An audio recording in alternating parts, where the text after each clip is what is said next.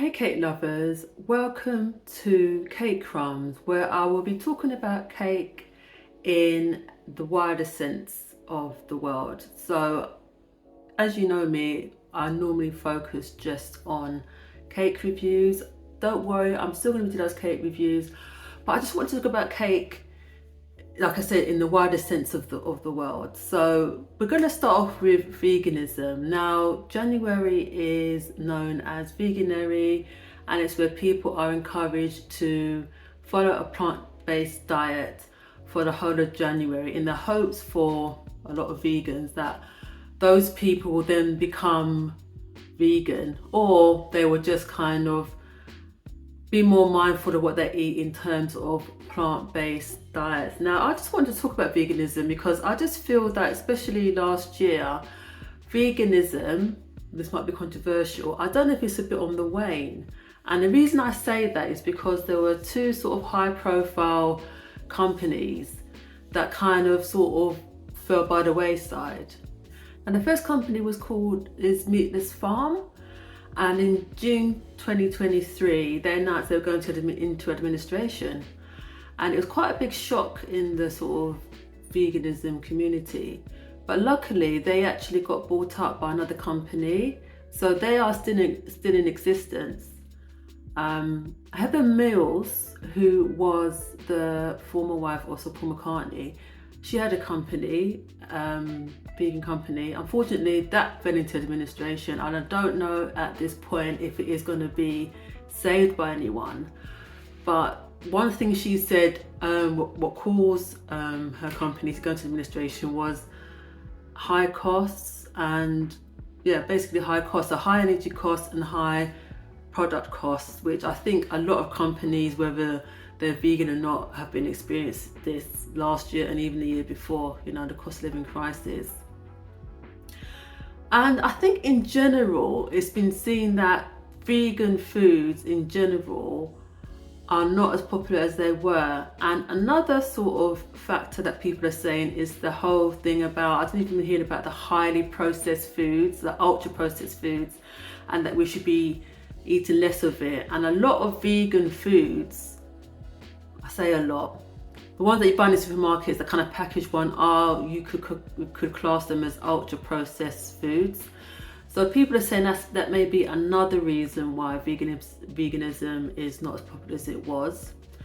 In terms of cakes, now most cake manufacturers, whether they're a big manufacturer or whether they're like a small independent baker, a lot of them do offer vegan options. Now, sometimes with the small bakers, they're a bit reluctant to do that because of the possible cross-contamination, especially if they do use dairy products. So even the big companies who produce vegan cakes, when you look at the packaging, it does say is made in the same factory as cakes that have dairy products. So there's always warnings on there. And I'm just wondering, in terms of cakes, how that's affecting companies. I think if you're a cake company that does both, so you do vegan and you do non-vegan and you may even do gluten-free, you may not be so affected. But if you're a company that does just vegan cakes, I'm wondering if it's a case that as time goes on and if what they're saying, veganism is kind of going down, would they maybe consider doing non-vegan cakes to keep the company alive? I suppose it depends on your ethos of veganism and how strongly you feel about it, whether you do that or not. I did a video quite a while ago, I'll put a link to it in the description, about Miss Cupcake, who was the first independent UK bakery. Everything was vegan. She started off as a market stall in Greenwich Market and it became really popular.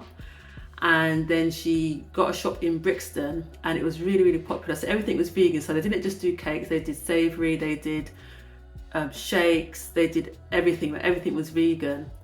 And I never got the chance to go and visit her before unfortunately she had to close it. And one of the reasons she said she had to close it was that she was being undercut by supermarkets who, picking up on the whole kind of more people becoming vegan back then, they started to offer vegan products, but obviously because they're bigger supermarkets, they can offer it at a cheaper price than somebody who is an independent bakery like Miss Cupcake was. And it was so sad because it was kind of around the time just before COVID hit. And I think she closed her shop probably about 2 or 3 weeks before COVID properly hit the UK. And I was like devastated because that had been on my list to visit for ages. And luckily I had bought the book. I haven't actually made anything from the book, but the book is still available. So, I mean, all that's to say is veganism really going to be going away? Probably not. But I think the popularity of it, you know, I don't know if it's going to be, if it's obviously reached its peak and it's kind of starting to go down a bit. But let me know. I mean, I'm sure there's vegans out there saying no, it's as popular as ever. But let me know in the comments what you think about that. The next thing I wanted to talk about was viral cakes. Now, every year, I think in whatever food industry you're into, there's something that's going to go viral. Now, for me, I felt in 2023, it was kind of the year of the oversized sweets. So, for instance, Federico Constantini, I don't know if I'm saying that right, probably not, launched a oversized croissant and an oversized pain au chocolat. I actually bought the pain au chocolat and I did a review of it. I'll put the link in the description below. And the thing is with these viral side things, you know, it's perfect for like influencers. So if you're an influencer who's got like how many thousands of followers and you go and buy it or you're gifted it, you know, it's perfect promotion, isn't it? But what I found with the pain au chocolat, and I also bought a oversized Madeleine from Claridge's Art Space, the taste is never the same. And I suppose looking at it, you're buying it because it's, oh my gosh, look how big this croissant is, or, oh my gosh, look how big this pain au chocolat is. You're not buying it because of the taste. But as somebody who doesn't consider herself an influencer, never will, I consider myself a food reviewer. I'm a content creator, but I would never say I'm an influencer.